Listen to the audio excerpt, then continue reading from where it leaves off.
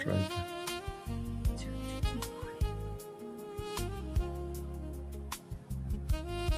All right. Good afternoon, everyone, and welcome to the Adams Brothers Podcast.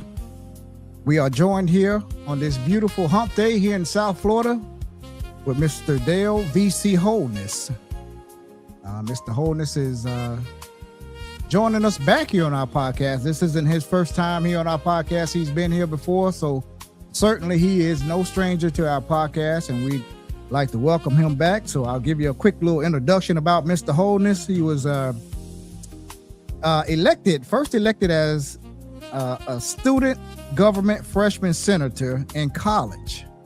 And from there, Mr. Holness found his calling in the political arena. So after that, he ran for the City of Lauderhill Commissioner in 2004. And he was elected in 2004, and he served as the city commissioner from 2004 to 2010. And he also served 2 terms as a vice mayor with the City of Lauderhill. And on from there, he was elected to the Broward County Commission, District 9, and he was the Broward County Commissioner from 2010 until 2022. And during that term, he was also the Broward County Mayor at the height of COVID, I might add, in 2020. And in 2021, he ran against the incumbent Sheila Sherfless McCormick, and he lost by a small amount of votes, by 5 votes. So, Mr. Holness is back. He never gives up. He is back, and he's ready to take on the challenge up in Washington, D.C., and he wants to represent District 20 here in the U.S. Congress. So, Mr. Dale V.C. Holness, we'd like to welcome you back to the Adams Brothers Podcast. Welcome back, sir. Thank you so much, my friends. It is great to see 2 brothers working together. The brotherhood is strong. Yes. Working to inform, educate, uplift our community. The information you bring is relevant, timely, and powerful to help our community understand what is happening and how they can be engaged and involved. So I'm grateful to be back here again. Multiple times I've been here. Yes. I'm grateful again for your work. You're doing public service. Oh, yes. I consider myself a public servant as you are. Yes. Thank you. When you serve the public, yes, go ahead. Yeah, well, we really thank you for, we know you have a busy schedule. The election is coming up in August on the 18th. Yes. And you're out there on the campaign trail. We got a chance to see you in Deerfield Beach about a week or so ago. You came up and you did a little campaigning at the American Legion Hall, Post 287 in Deerfield Beach. And it was nice seeing you there. And now you're here back on our podcast again to answer some tough questions for the people that's going to be voting on the at the primary election in August on the 18th. So hey, we're here, and we're gonna wish you luck. We know you won't need it, but we're here. I do need it. We're gonna ask you some questions, and I'm sure you'll be able to answer them. So I was very grateful to be up there with you at the American Legion Hall, supporting our veterans in their fundraising effort. Yes. I think we were there until beyond midnight. Yes, we were. That campaigning is a lot of work. Yeah, it is. You go from early in the morning to late at night, and that night I was up beyond midnight there with the folks, and it was I think I got there probably about 11 o'clock anyway, but that was because I was out doing many other events, and I know that the veterans would be there until later in the evening doing their fundraising effort, and we must pay tribute to our veterans and support them, not only from the government side, but our entire community and nation owe them a debt of gratitude for their service, for their willingness to offer themselves in harm's way to protect America and what we stand for. Salute to our veterans. Yeah. And we want to thank all of our veterans who may be watching out there in Facebook and YouTube land. If you served in the United States Armed Forces, we want to thank you for your service, first and foremost, before we get started.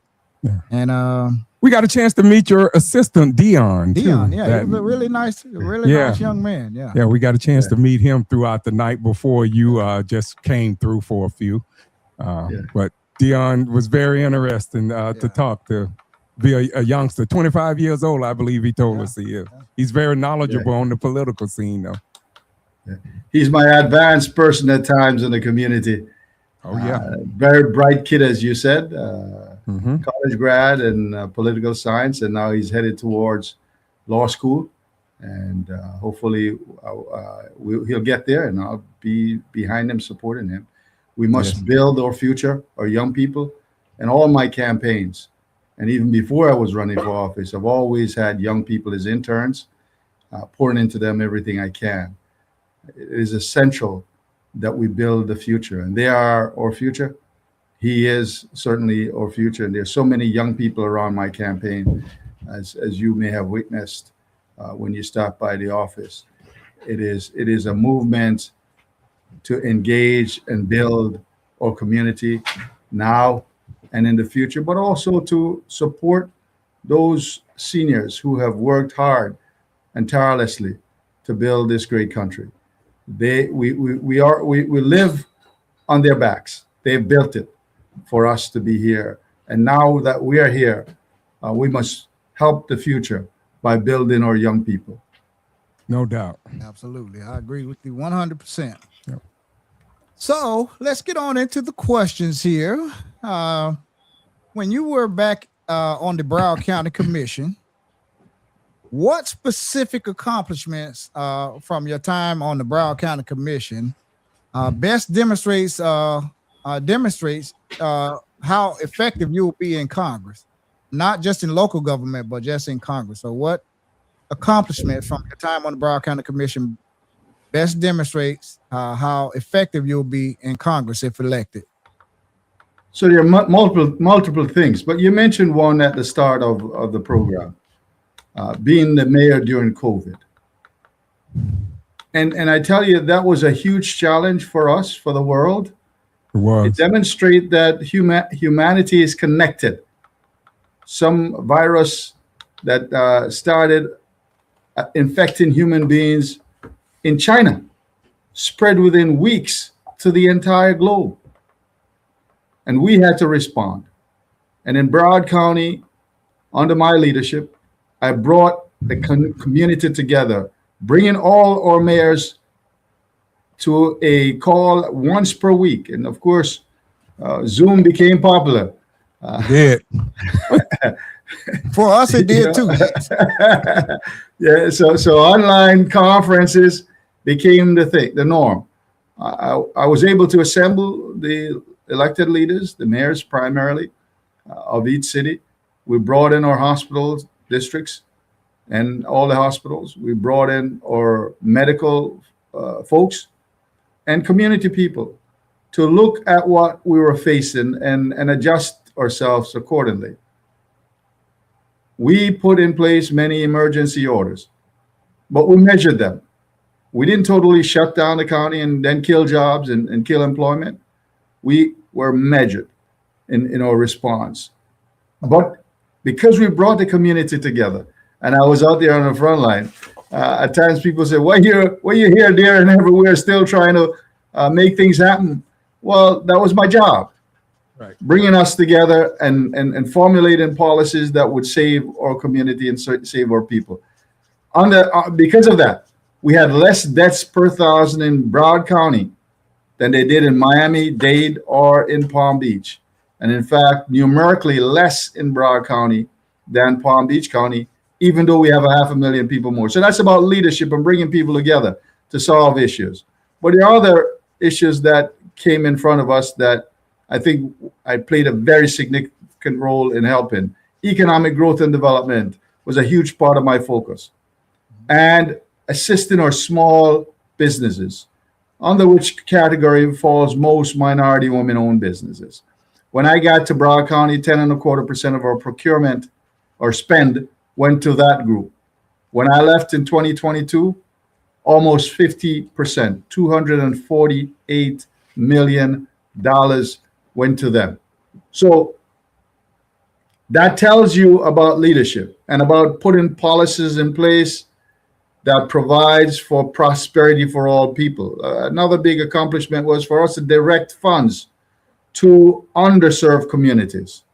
We looked at the zip codes in Broward County, and we identified at the time 6, I think we're up to 7 or 8 now, for Prosperity Broward. And I work with the Greater Fort Lauderdale Alliance, or major business development group, to target resources and fund to those communities.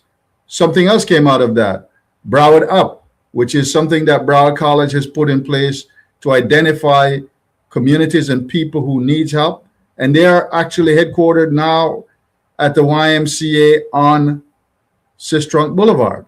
They are now helping young people who need to finish their GED, a high school diploma, and get a GED.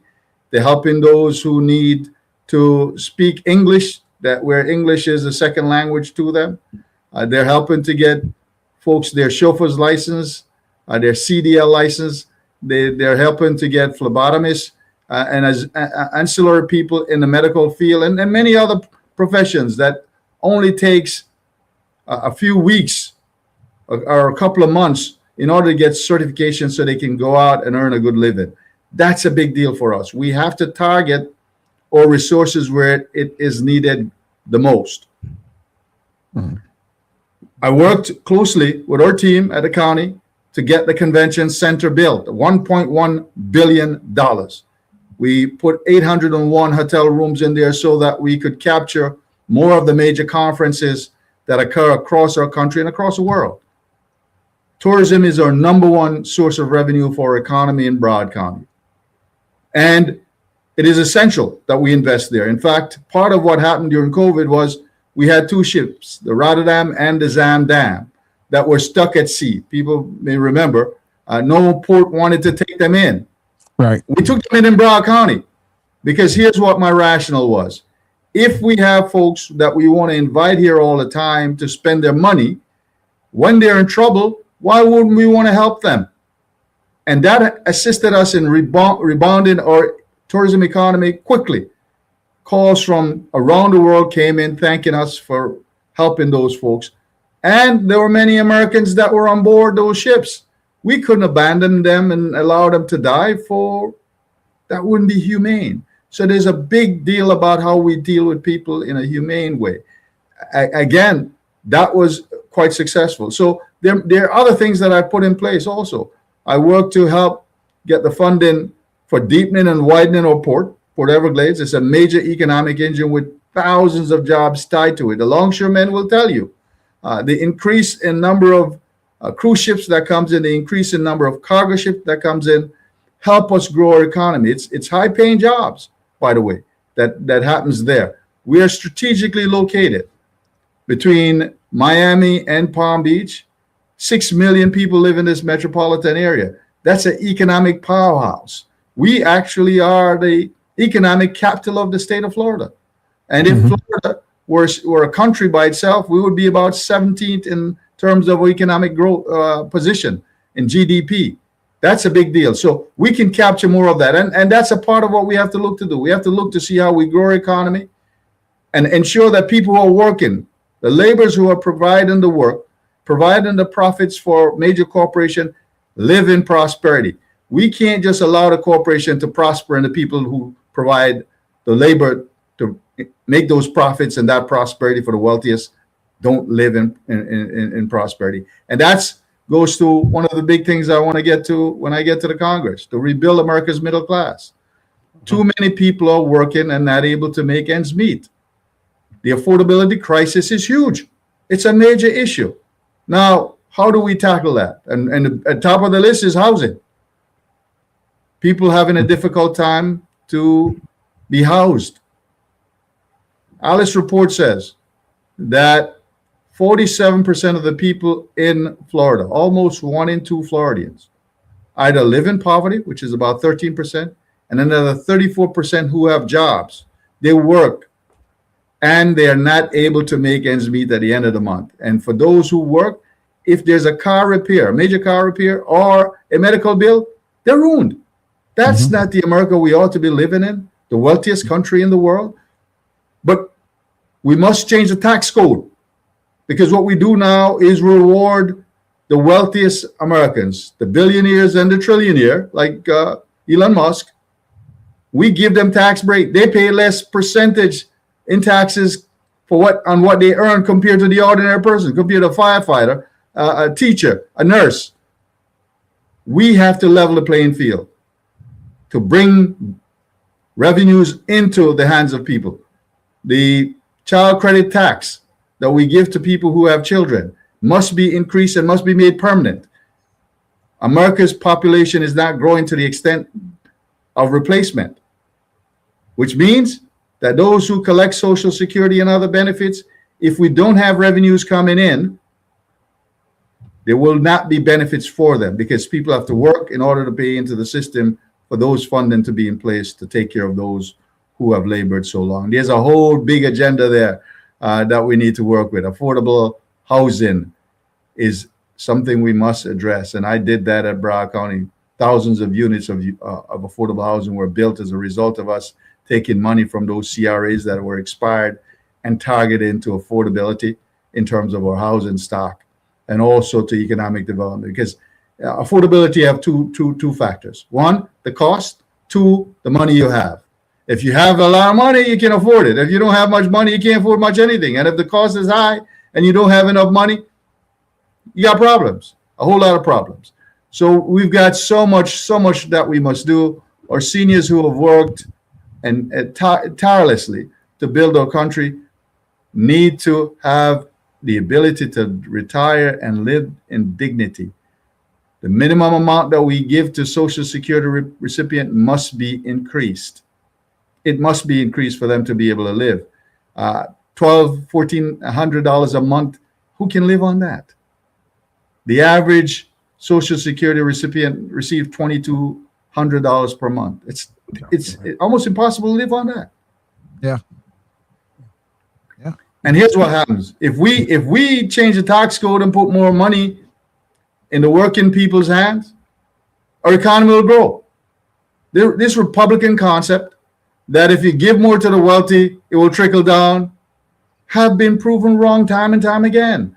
Bill Clinton, when he came to power, balanced the budget, gave the middle class a huge tax cut, and the economy grew, because he understood that if people have money, they're going to spend it.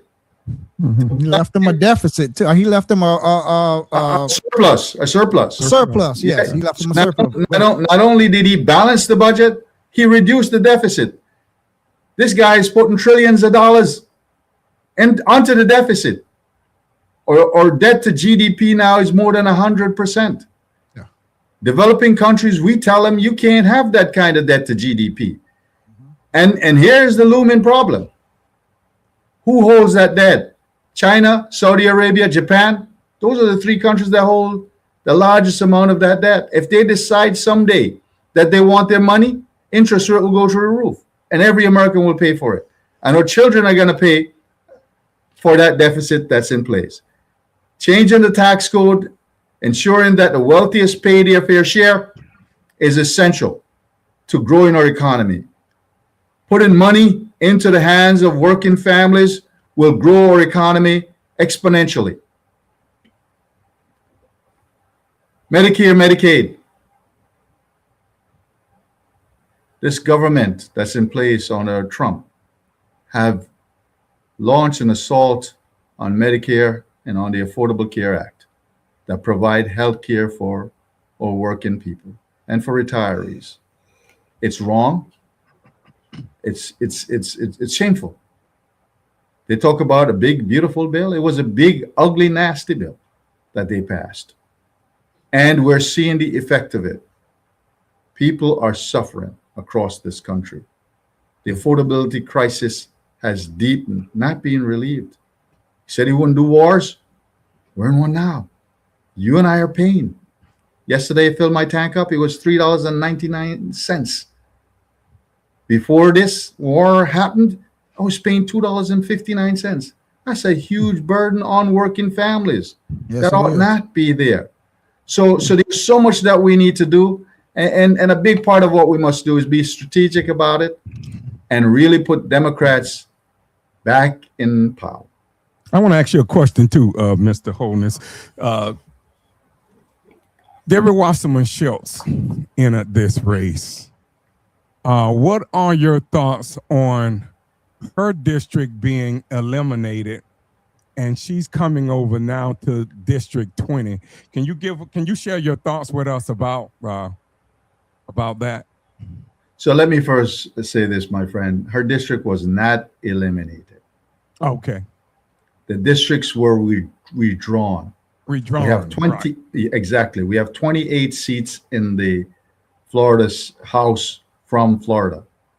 Those 28 seats still exist. Right. The boundaries have changed. The boundaries for District 20 changed also. Mm-hmm. We used to be in Palm Beach. It's now all of Broward County. So her district was not eliminated. And in fact, right. the house, the district that she lives in, District 22, 40% of our old district is in that. Right. And only 10% of District 20, as it was before, is in her, was in her district. So 40% still stays with District 22. Only 10% of District 20 she represented previously.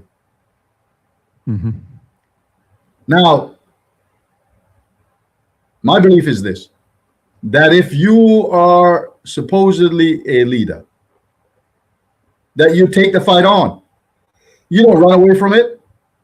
Trump and DeSantis has done a very bad thing, but you're complicit in what they've done if you run away from the fight. Her District 22, where she lives, could be won by her, can be won by a Democrat. In fact, history shows that.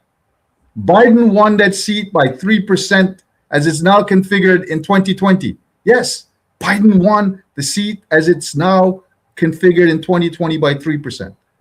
In 2024, a woman's right to her bodily function, Amendment 4, passed by 60%, 3% higher than the state average of 57%. She's a woman. That bodes well for her. Now, Trump won it by 10 points. Yes, 10%.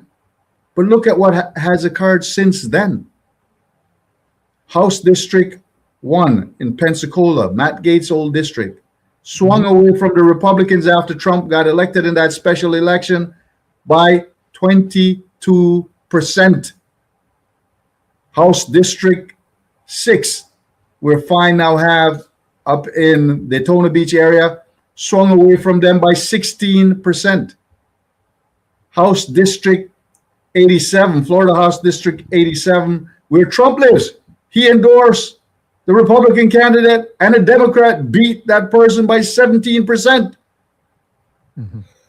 That seat can be won. We've seen a swing away from the Republicans since Trump's got in office because people realized that he wasn't truthful, that he didn't mean what he said, that they've seen now that he's looking out for himself and his billionaire buddies at the expense of the American people. With the amount of money she had and the fact that she has national record, that seat could be one day. But guess what? For expediently, 4 blacks running for the seat that's been held by a black person for 34 years. Thoughts are, well, I come in, it's easier because all those black folks are going to split the 52% black votes that's there, and I can capture enough white votes and maybe take a few black votes and I'll win. That's shirking your responsibility in my mind in terms of showing a leader that is willing to take the fight on. We need to make Hakeem Jeffries the Speaker of the House. Has she done? And how we do that is get to 218 House seats out of the 435 that exist. If we give that one away to the Republican, as that action suggests, then we need to pick up one more seat to get to the 218 because we're at about 215 now. when the House is fully seated, Democrats and Republicans, 3 more seats take us to 218. They're 217. Hakeem Jeffries become the Speaker of the House. We can now take on these cruel policies that have been put in place by this administration and block them. Without us controlling the House or the Senate or both, we don't have the ability to stop much of what he does. Has she divided the Democratic Party here in South Florida? Oh, in a huge way, in a huge way. And I tell you this, it's not just the African-American community that's upset. I was at the East Side Democratic Club last night, and there were folks telling me that what she did was wrong. They were saying what I'm telling you now. I'm getting it from them. That's not leadership. And listen, I'm not telling you she's a bad person, not at all. I'm just saying that was a bad move. That wasn't the move that should have been made, because the other part of it is this: a lot of African Americans are telling me we're not going to be no Democrat no more, because look at what they're doing to us. And before this, I was hearing, oh, you know, Democrats take us for granted. They take our votes for granted. And I'm sure you guys hear that. Oh, okay. Yeah, all the time. We hear it all the time.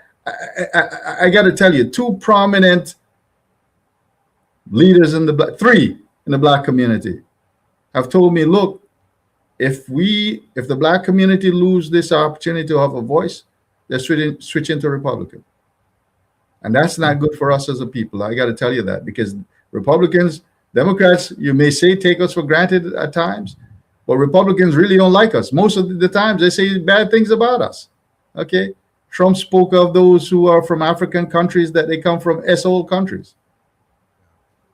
He doesn't really like us as a people. And you can listen, the man had way back in the 70s, 80s, had a discrimination policy because he didn't want to allow Black folks to live in his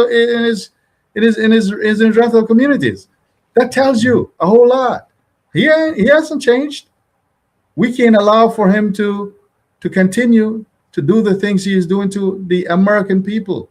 Not just Black people, but all of our American brothers and sisters are suffering under this administration. And I don't see it getting better unless we stop him, unless we change the trajectory of what's going on. More people are going to be suffering. There's a whole, listen, here's a great country as we are, that he wants to abolish the education department. Yeah. We're in a global economy.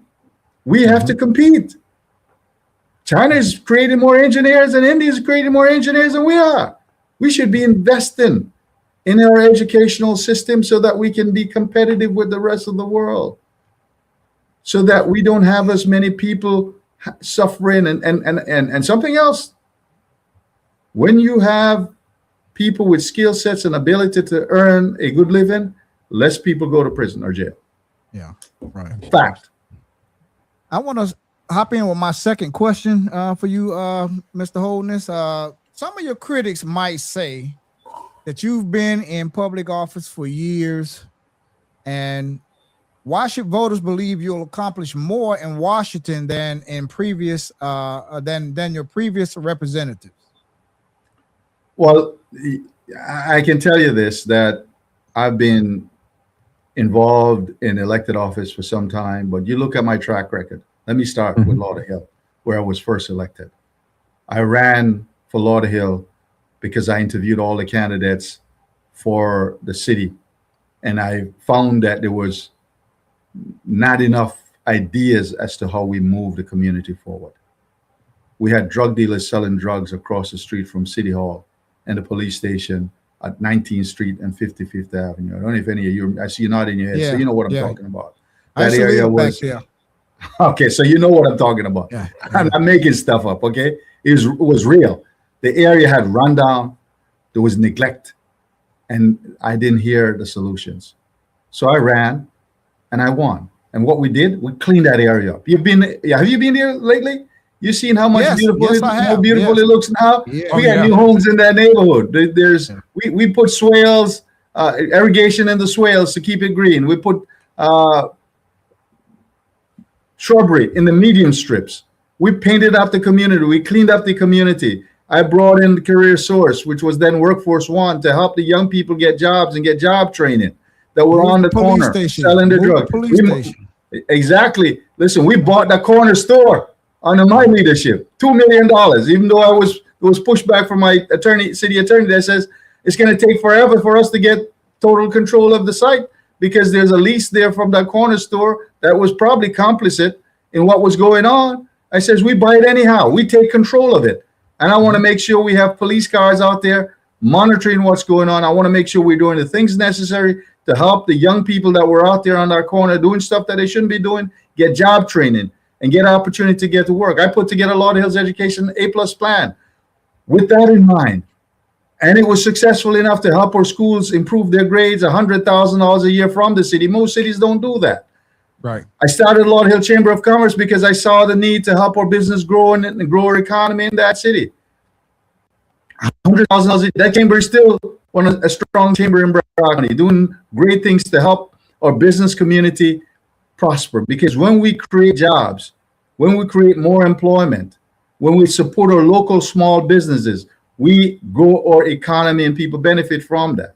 Right? The Performing Arts Center, something that I worked hard for in 2002 to put in place, and it's there now, bringing service to our community. The regional park, now an economic powerhouse for our community by bringing in international games right there, right in Lauderhill, in central Broward County. The transit center at Lauderhill Mall and the transformation of Lauderhill Mall, I played a key role there. Got to the county. We put in place measures to help our small businesses. We put in place measures to expand our airport. The additional transportation tax, $16 billion. I was at the front of that. $16 billion is being generated as a result of it. 30% designation for small local businesses. 30% of $16 billion over 30 years. That's going to certainly grow our economy and create more jobs for people. Yeah. Yeah. We have to have good transportation in place. I started Florida's International Trade and Cultural Expo, where we won an award from the president in 2019. Wilbur Ross gave us the plaque that says that Broward County has helped small, moderate-sized businesses export more. That award goes back to President Kennedy in 1962. That's the kind of leadership that I've put in place, and there's so much more. Holnessforcongress.com is where you can find me. So understand this, that I understand the needs of our people. I know how to work strategically. I know how to understand that there are times you don't get everything you want. And I point to something that I was able to accomplish while I was on the commission, passing an additional homestead exemption for seniors who are low income. That's 50,000 additional homestead exemption, bringing down their cost for property taxes, because I knew we needed to make sure seniors age in home. That's a big deal. Now we have an item on the ballot this year for changing that and increasing the amount. I don't think it's structured correctly. It's going to cause some damage, but that's the cry for the people. They want to see relief. We must be fiscally responsible in the people's money. We have to make sure every penny that comes in is accounted for and well spent. In Washington, that isn't the case at all. We're paying to build bombs at enormous cost to our economy. We have too much money going into war rather than into peace. We must change that. Yes, we must have a secure country. No doubt about it. You won't get me saying we shouldn't have a military and a strong military. But we must be measured in that and making sure that the investments that we make are pragmatic and that it produces prosperity for all our people, not for the wealthiest, not for the military industrial complex, but for the people. I want to ask you a question too while you're speaking of the military. Do you support or oppose military intervention in Cuba and Haiti? No. And let me tell you why. The people need to decide their destiny as just as we are to decide our own destiny in this country. We ought to lend support. In the case of, I take Cuba, we have had an embargo for too long. The people are suffering. And yes, we're trying to make changes that we want, but there's a better way to do it. Engagement, as Obama did. And the country made some adjustments. To put our military at risk for what? We had the Vietnam. What did we get out of it? Body bags? How did we benefit our people? In Haiti, what we needed to do that we haven't done and we should do and we must do is we must give them the support that they need. I'll tell you this. After World War II, we had the Marshall Plan. You learned that in school. We actually helped Europe and Japan rebuild and industrialize themselves. We had Plan Colombia to defeat the narco traffickers in Colombia, Pablo Escobar and his gang. And if you go to Colombia today, it's a much different place than it was back then. Plan Colombia saw us train the military, train the police. We gave them Black Hawk helicopters and other equipment to take on the drug traffickers. In Haiti, we must do similarly. We must help them train their own people to defend themselves and protect themselves. And why should we help Haiti? And I like to say Haiti, as it's referred to by the natives, going back to the Indians that were there before the European came. Haiti. In Haiti, we have not treated them well over the years. And let me give you and the audience a little bit of history here. After the Haitian people, well, let me go before even the defeat of Napoleon. Let's go to the American War. Yeah, let's go 1804. Let's go to the 1804. war. I'm sorry. Let's go to the War of Independence for America. When our backs were pinned to the seas in Savannah, Georgia, and the British were certain to defeat our military, it was Haitian forces who landed and rescued the American forces. There are monuments to that effect in Savannah today. After they defeated Napoleon in France in 1804, France was forced to give up the Louisiana lands. Not the state of Louisiana, folks, the Louisiana lands. They gave it to us for pennies on the dollar because Haiti beat France and made them go broke. They needed the money and they were fearful that the Haitian Revolution would spill over into the Louisiana lands. The Louisiana lands comprises 15, all are part of 15 United States. 15 states, about a third of our country.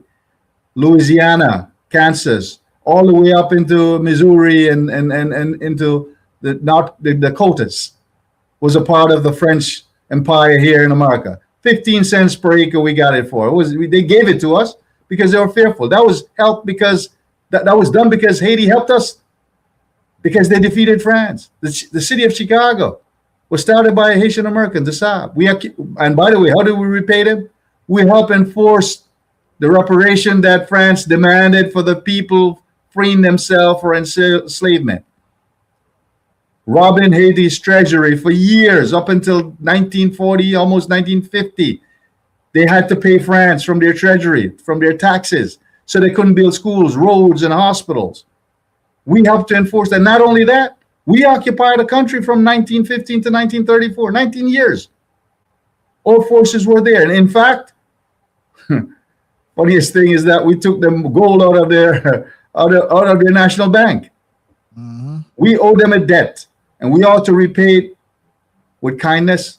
We ought to repay it with real action, such as what we did for Europe and Japan after World War II, what we did with Plan Colombia. There ought to be a Plan Haiti, where we give them preferential treatment for goods and services that comes out of Haiti. We need to help them with their industrialization. We need to give them the funding and the support to strengthen their armed forces, their police force, so that they can protect themselves. I was there when the UN forces were there, and those guys were having more of a good time than anything else. We didn't train and develop their forces enough. We didn't leave them with the equipment. Once the UN forces got out, all the vehicles, all the armaments went with them. So we left the country weak. We need to go in and help invest there, making sure that they have the resources needed. And yes, we should extend TPS because those folks are here laboring, helping our economy grow, doing jobs that many Americans won't do. They're an integral part of our economy now, and they're no longer undocumented, by the way. They're documented now because in order to be granted TPS, you have to go through a background check. Mm-hmm. You now have people who are working, paying taxes into our system. To take them out of the economy, that means you're going to have less productivity. Yeah. And send them back to a country that we says Americans shouldn't travel to, shouldn't visit because it's dangerous. Yeah. Temporary protective status is granted to countries who have those situations existing. These are not criminals. These are people who are working, striving to be a part of the American dream, which leads me to where we should have comprehensive immigration reform. It was proposed. That was going to be my next question. That was going to be my. Let me hop in and tell you. So your campaign supports immigration reform. What specific changes do you support regarding border security, asylum, and pathways to citizenship? So let me start by saying we must have our borders secured. Okay. People ought to travel here through our legal channels. I'm an immigrant. My mother immigrated here as an assistant to a person in Michigan. She got a visa. She got a work permit to come in to help Head and Scoop in cold Michigan. And as a result of her good work, the person she worked for sponsored her to be a permanent resident. And then she got me here. So there are pathways that are there. We must secure our borders. Yes, we must. We must know who's coming in because we endanger ourselves if we don't. Now, what was proposed during Obama's term that the Republicans in the House, that it passed the Senate, by the way, the Republicans in the House killed, was for us to secure our borders, put the funding in place for that, but also to look at the folks who are here already and find a pathway to fully integrate them into our system and give them the opportunity to work and provide for themselves, their families. And what the Congressional Budget Office showed was where we were able to put this in place. If we were to put that in place at a time, we would have grown our economy by over $1 trillion, more than $1 trillion. If it goes in place now, we'd still be able to do that. We would be able to give people a pathway to become legal residents. And after a number of years, they would be able to become citizens. And further, they would pay a fine for entering if they came in without documentation, came in illegally. That would put money in our tax coffers to run our country. So there is legislation that can be put in place that can take care of that. What we have done with Trump is totally inhumane treatment of human beings. We've killed American citizens, people born here in the streets because they stood up for their neighbors. Now you see that's toned down a bit because I can tell you this. People who run businesses realize that if we don't have this labor force, they're not going to be able to produce the goods and services that we have. The affordability crisis would increase. Let me say this, not that they work only in these areas, because a large percent of the people in your hospitals are immigrants. A large percentage of the people working in the hotel industry, in a restaurant, are immigrants. They're in every facet of our life. So to throw all these people out, how does that make any sense? Some people have been here as children, the DACA recipient. They know no other place. They speak no other language, pretty much. They want to be a part of this. And those who are DACA recipient, you don't hear much about them because they're working, they're being productive, they're going to school, they're not committing crimes. That's not true that immigrants commit more crime than Americans. In fact, it's the reverse. So yes, comprehensive reform, immigration reform is essential for our country. It's something that will benefit all Americans, because if we grow our economy, everybody's going to benefit. There'll be more money going into revenue for taxes, so that we can provide more service for all Americans. So yes, I'm in support of that, certainly, but it must be done in a way that is beneficial to our economy, and the data shows, the fact shows that it will be beneficial to America and all Americans. Yes. And Mr. Holness, what distinguishes you from all the other candidates in this race? Well, first of all, my lived experience. You read that I was a freshman senator while I was in college. That lived experience is a part of it. I grew up here. For 51 years, I've lived right here in District 20. That's something that I can tell you I bring to the table, that lived experience, the understanding of all these communities.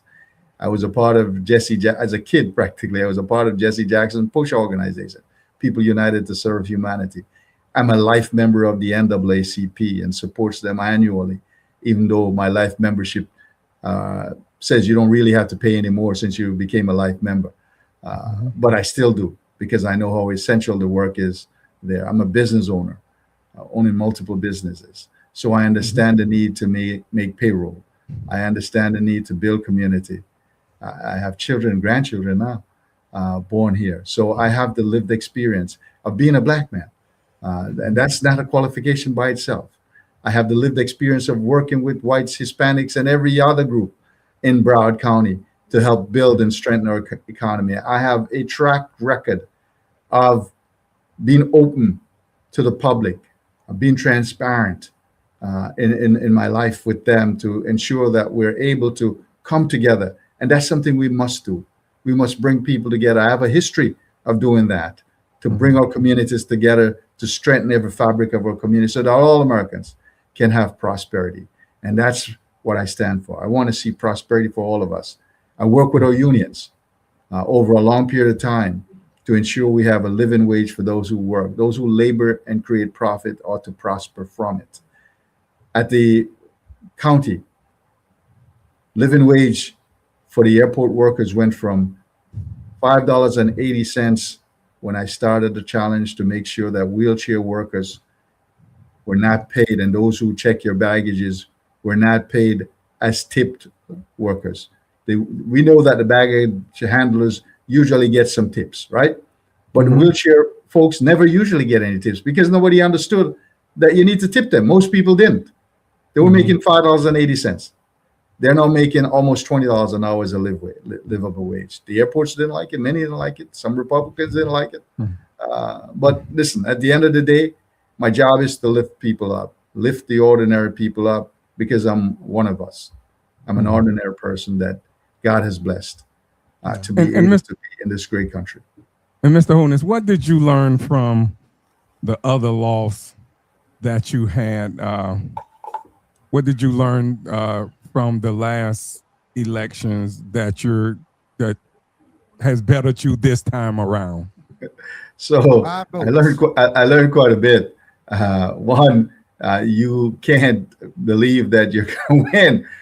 Even then, I was working very hard, but there's something. The biggest lesson, though, is this, and folks ought to hear this, because some people say money don't matter when you run for office. Not true. When you outspent 8-10 to 1, that's a big difference. Yes. Someone who had so much more money than I did was able to do a lot more things that I wasn't able to do. What it has done is allow me to understand that if I don't have the money, then I have to double down on my ground effort to be out in front of people. And this time around, as I did back then also, we got on the ballot by petition. That means people signed a document that says Holness should go on the ballot. I didn't pay the $10,800 because I had the support of the people. 4,500 signatures, 3,325 were verified as accurate and signature match. Well, we only needed 2,564. So we had almost 700 more than we needed. Being engaged even deeper than I've been. And, I'm called Dale everywhere for everyone. I am even more so now. You've seen me out there at events all over. Certainly I can't make it to every single one, but we're there on the front line because we must work together to build a stronger economy for all our people. Our educational system needs to be strengthened so that we can build for the future. Early childhood education, funding for daycare need to be amped up We must build the future. We must offer free college, technical training for those who choose to go to college or those who seek technical training, because that will help us build our economy. Free 4 years for moderate, middle income, low income people. We should look also at how we forgive student loan for those who struggle to pay that back. If you make 100,000 or less, we ought to look to see how we forgive that to you easily and readily. Republicans block that. And those are usually the people who are teachers and nurses or police officers that need that relief to ensure that they can live in prosperity.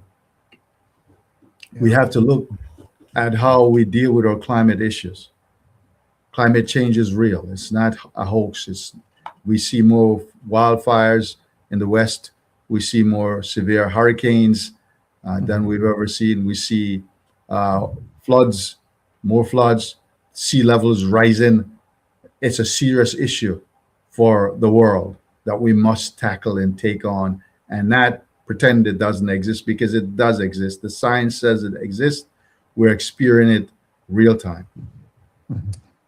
My next question for you, Mr. Holness, if you're elected to Congress in the 20th district, if the voters remember only one promise from your campaign 4 years from now, what measurable result should they hold you accountable for?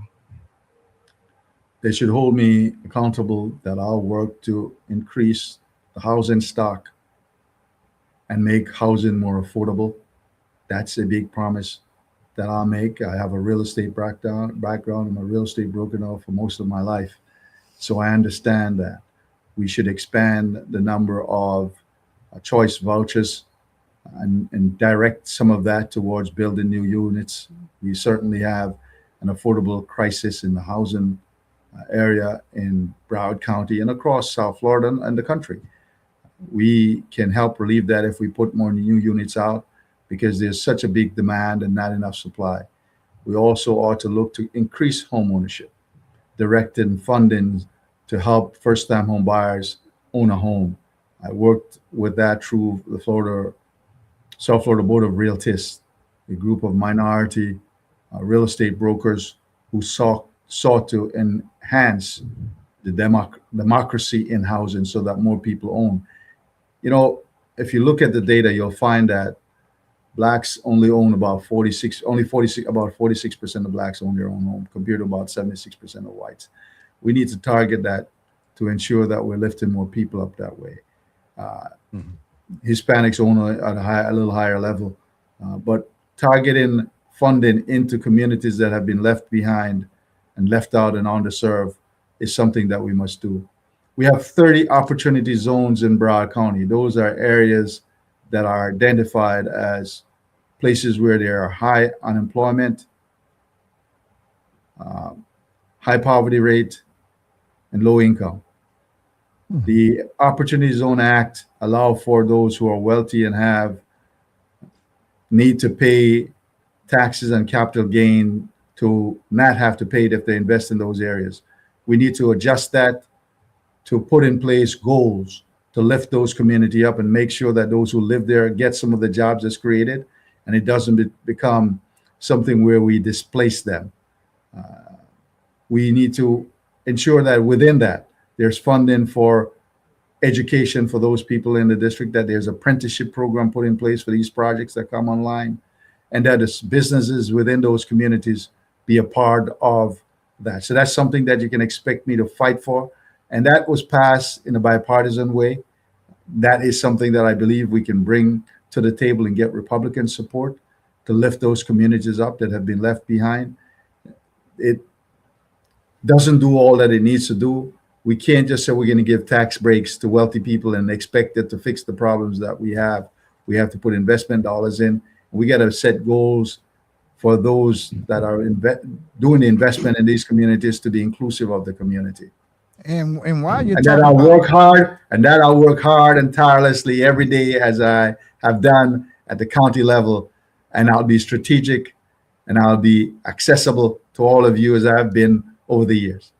and I think this will be my last question. And while you're talking about homes, affordable homes, you have to throw in homeowners insurance.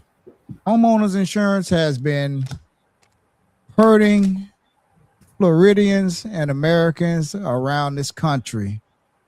Some people with the rates that the premiums that they send us in the mail, and just watching how homeowners insurance has gone up. My homeowners insurance, when I first bought my home, it was like $300-400. Now it's $6,000 and going up every year. And they don't want to pay out when you file a claim, and so my question is, what would be a way that you can help bring down the cost of homeowners insurance The federal level. At the federal level? Would you look at something like a national risk pool, or so there's a national catastrophic fund that could be put in place where you take out certain risk. For example, one of the biggest factors that cause your insurance to go up is a threat of hurricane. Though they don't occur every year, that's a huge risk factor that's priced into your bill. If we take that out, you could see reduction in your cost of at least 30%. Some say as much as 60%. So if you take that, if you put in place that national catastrophic fund, you'd spread the risk across the country, not just for hurricanes, but in California, you have wildfires, you have tornado in the Midwest, you have flooding and other natural disasters elsewhere. You pool that together and you reduce the risk. Certainly we have FEMA, but that would even reduce the amount of money FEMA would have to put out. So that can be done, and it should be done. It must be done to help you with that that cost that you have there. It's a big factor that can help to bring the rates down dramatically, immediately. Okay. Why? Yes, and Mr. Holness, what grade would you give the current Congress right now? Oh, it'd be a failing grade, and because when you look at what they've allowed this administration to do to the American people, and the Republicans are complicit in it. They have given up their responsibility of the purse. Trump is running over them. He's spending money like crazy on stuff that are not reducing the cost of living for the American people. That's a big deal. They have not held him accountable to what he promised, that he would create affordability for the American people. In fact, inflation is rising. The cost of living has gone up. We talked earlier about the gas prices. It's gone through the roof. We're in serious crisis. This Republican Congress, and they have the House, the Senate, and the presidency. They have not put any checks in place to balance what this president has done. And that is what the founders of our country wanted. They wanted separation of the government to the extent that the Congress had the legislative and the power over the purse. The presidency had the executive order to carry out the day-to-day action that the Congress funded, not what he wants to do. And then the Republicans have stacked the Supreme Court to where the Supreme Court is now allowing this president to do things that he shouldn't be able to do. They're finding ways to gut the Civil Rights Act, the Voting Rights Act. They're finding ways to gut the protection that all Americans need in terms of the protection for as consumers, that corporate entities don't do things that cause them harm. There's a huge problem that we have out there with what this Congress have allowed this president to do, and they're all afraid of him. But the people will speak, and they'll speak loudly. And I can tell you this, I believe, with all the gerrymandering and the antics that they're doing, we will win the House. The Democrats will, and bring balance to this government. I'm praying that we're also able to win the Senate. And in 2 years' time, we ought to take the House, the Senate, and the presidency so we can reverse some of these dangerous things that they've put in place. Well said. And my final question, is what are some of the major endorsements you have received for your campaign? Well, I've gotten support from a large number of people. We have some here, but we want you to tell them. Mayor Bogan is supported me. He still is. Sheriff Tony gave me a huge endorsement that can be found on my website. Their Commissioner Hazel Rogers. You have Commissioner Shinesky from your city in Deerfield Beach. I have Mayor from Lauderhill, Mayor Denise Grant, the Mayor of Margate, Serio. The list goes on. There's about 30-something leaders, elected leaders across Broward County that have endorsed my candidacy, and I'm so grateful. And they did it because I was there on the front lines with them to do what was right for people. That is why they have endorsed me. And there are other people calling them and doing all kind of things to get them to change their endorsement. And one called me, Mayor Asario said, I'm doubling down on my endorsement of you, and I'm going to make sure I get you some more money shortly. And you can find me at holnessforcongress.com, and you'll see a number of these endorsements and hear the testimonials from people and from elected leaders who have endorsed and supported me. And where can we find you at on social media? At Holness for Congress. At Holness. My website is holnessforcongress.com, but you can find me at Holness for Congress. Okay, and the deadline to register to vote is July the 20th. The deadline to vote by mail is August the 6th. Early voting starts August the 8th through August the 16th. I'm gonna read that to you guys again. Let me help you. Vote by mail. On the vote by mail request, not to vote by mail, but to request to vote by mail. You can vote by mail up until election day, but on election day, you need to take it to one of the supervisor of elections. You can drop it off at the early voting sites up until Monday, but the last 48 hours, that vote by mail ballot needs to go to one of their 7 offices that they have. But during early voting, there are 21 different early voting sites, and that early voting starts August 8th, and it goes through the 16th. It will be from 11 until 7 each day. Okay. All right. For Congress.com, you can find that information also. You can register to vote by going to holnessforcongress.com. Click register to vote, and it'll take you right to the supervisor of election site. You can also click on vote by mail on that site, and it will take you to where you can go to the supervisor of elections office and request a vote by mail ballot. You can also donate, volunteer, find out more about me at holnessforcongress.com. All right, well said. We have been talking to former elected as student government freshman senator. He's also a former City of Lauderhill Commissioner from 2004 to 2010, served 2 terms as the vice mayor, Broward County Commissioner, District 9, 2010 to 2022. Also served 1 term as Broward County Mayor during the height of COVID. And now he is seeking to be the next U.S. Congressman. And a friend of this podcast. A friend of this podcast in District 20. So he's asking for your vote on August the 18th. Mr. Dale V.C. Holness, thank you for always being a friend of our podcast. And when you win, you have our information. You know how to get in contact with us, and we know how to get in contact with you. We would like for you to make your first appearance right back here on this podcast, if you would be so kind. You know, during COVID, I was on your podcast disseminating information, and thank you for that. Thank you for being a friend. You can expect me to do just that, to ensure that I'm communicating to the people, and your medium will certainly be one of those mediums that I use. Thank you. All right, Dale V.C. Holness. The election is August 18th. He's asking for your vote. Sir, thank you for joining us here, and we look forward to seeing you back here on this podcast here in the near future. Good luck on August 18th. Yes, definitely. Thank you so much. I look forward to joining you again.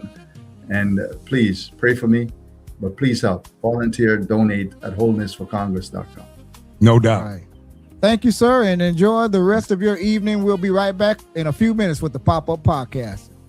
All right. Thank you.